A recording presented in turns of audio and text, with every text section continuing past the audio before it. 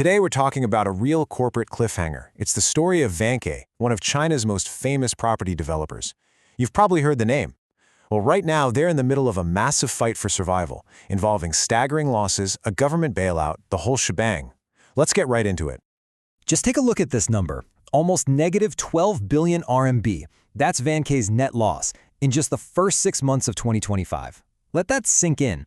For a company that was once the gold standard for quality and stability in the industry, a number like this is nothing short of a seismic shock. So, the big question is, how? How does a giant of the industry, a household name, find itself in this deep of a hole? To figure that out, we've got to pop the hood and see what's really going on with the engine.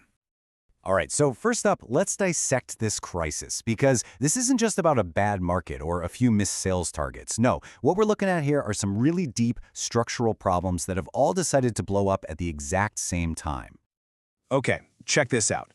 Vanke's sales didn't just dip, they absolutely cratered, down almost 46% from the year before. Now, the rest of the industry wasn't having a great time either, but their average drop was under 12%. This tells you something really important. Vanke isn't just riding a market wave down, it's getting pulled under by a powerful current that's affecting it way more than its rivals. But falling sales, that's just the symptom. It's the fever. The real disease is something much, much more worrying. The core of Vanke's business, the thing they're famous for, building and selling apartments, has basically stopped making money. And here's the proof. 8.7%. That is the gross profit margin on their main development business. Now, in an industry that for years was used to seeing margins well north of 20%, 8.7% is a 5-alarm fire. It means for every $100 of property they sell, they're walking away with less than $9 of profit before all the other expenses. You just can't run a business like that for long. Now, let's put Vanke side by side with a state-owned competitor like Poly Development. Look at the difference. Poly's sales dipped, sure, but they still managed to turn a healthy profit. Vanke, on the other hand, is deep in the red.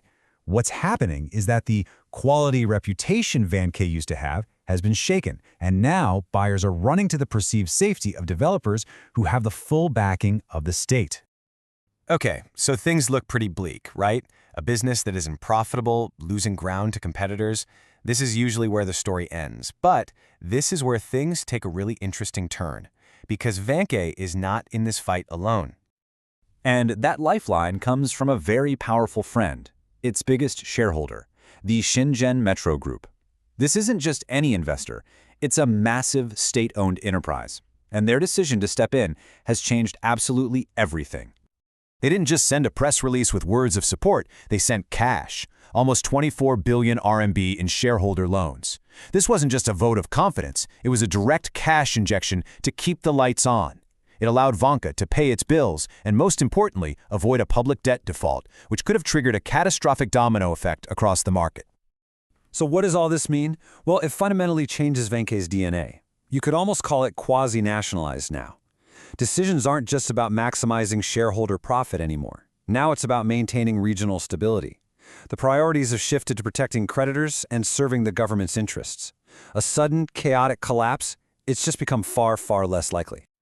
Okay, so the bailout is huge, but the story for those who are optimistic about Vanke's chances doesn't end there. They argue that if you only look at the struggling development business, you're missing the point. They say there's a ton of hidden value buried inside the company.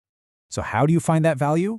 Well, analysts use a tool with a kind of fancy name, a sum of the parts analysis. But honestly, the idea behind it is super simple. Instead of looking at Vanke as one big messy company, you break it up into pieces and value each piece separately, like its property management arm, its logistics business, and so on. And here's how that logic works. First, you take the good stuff, the stable businesses that generate steady cash, like Vanke Service and Vanke Logistics. You value those. Then you value the other smaller ventures. Only at the very end do you add back in the troubled property development arm and you slap a huge discount on it. The point of this exercise is to see if all the good parts, on their own, might be worth more than what the market thinks the whole company is worth. It's about finding a potential floor for the value. So all of this, the crisis, the bailout, the hidden value, it all brings us to the core debate that everyone watching this story is having right now. The big question is this: is Vanke a phoenix about to rise from the ashes, or is it a classic value trap, just waiting to snap shut on anyone who gets too close.